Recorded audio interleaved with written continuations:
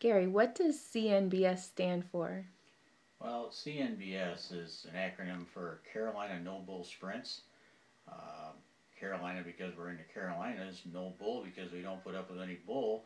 There's a lot of sprint car stuff that goes on out there in the world where there's a lot of stuff that goes on, and I kind of call it bull. I'm trying to be politically correct about that, but Carolina No Bull Sprints is what we're all about. And I really think that we have a good thing going that's going to make people want to come our way and do our thing, and I think it's going to be a cool thing. And who are the founders of Carolina Noble Well, Sprints? that's a good question. I mulled this over in my head for a number of months about doing this on my own and realized that there's no way I can do this on my own. I don't think anybody can run an organization like this by themselves. So I had a good friend of mine, Marvin Berthoff, that we got talking about this stuff, and next thing you know, we got really kind of serious about it, and so we started putting together the first engine as a test thing, and that seemed to work out real well. And so now Marvin and I were kind of the founders of this deal. My ideas and all of his expertise in his areas. And then we thought, well, we got to have somebody else that really knows what they're doing for running the race. So we found a race director, and his name is Chris Conyers, and this guy is a pro. So between Chris and Marvin and what I do, we got a heck of a series going here, and we got equipment, and we got everything to do this professionally, and I just look out, people, because here we come. Okay, Gary, tell us what CNBS is all about. Well, CNBS came from a lot of years of messing around with racing, and just kind of decided that there's got to be a better way to do this so it's affordable for people. And a lot of people want to race sprint cars. I mean, that was my dream back in the day when I got an opportunity back in the early '90s. I just couldn't stay away. Once you start sprint cars, you don't want to go back to anything else. So moved down south, retired from my job. I was a teacher for 29 years at a really reputable college. We came down here in the south, and sprint cars just don't seem to be something that's down here.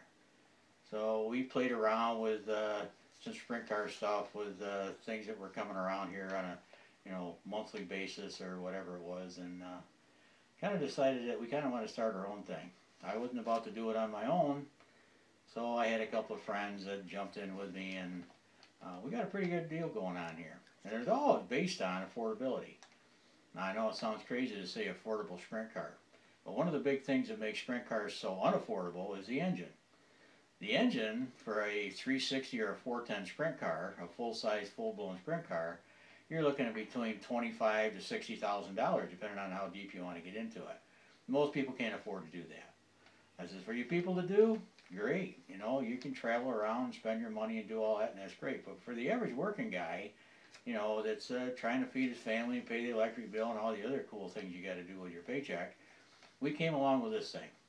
And what makes it unique is it's a full-size sprint car. It's like any other sprint car. It's the same car you would have for the World Outlaws.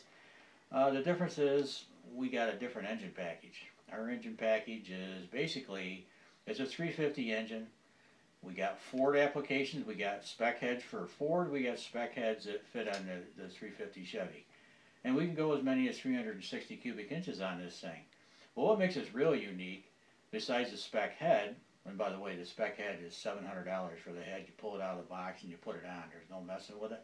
And I do all the teching on that, so there will be none of that. The It's an alcohol carburetor we're running on this thing instead of a fuel injector, and that's going to save some money. And we're not using magnetos; we're using an HEI, and so there's another cost saver. But for anywhere between $4,000 to $6,000, some maybe less, some maybe more, you got an engine that's ready to roll from top to bottom, carburetor to oil pan, ready to race. So that's kind of what the beginning of it's all about. Are there a lot of Ford racers in sprints? There's very few Ford sprint cars out there. There's been a few in the past. I know here in Carolina we had Yates Roush that was building some Ford engines. I know a friend of mine that built a Ford sprint car 360. It was very competitive. There's a lot of Ford people, and I know I've been approached by different people wanting to know, can we go racing with a Ford engine? Well, absolutely. We have the spec head that fits the Ford, the small block Ford, as well as the same head, basically. Of course, it's a little different because it's a Ford head versus the Chevy head, but it's the same head as far as the specs are concerned and the angle of the valve and all that for the Chevrolet as we do the head. As we do the Ford. So, yeah, a lot of Ford people out there.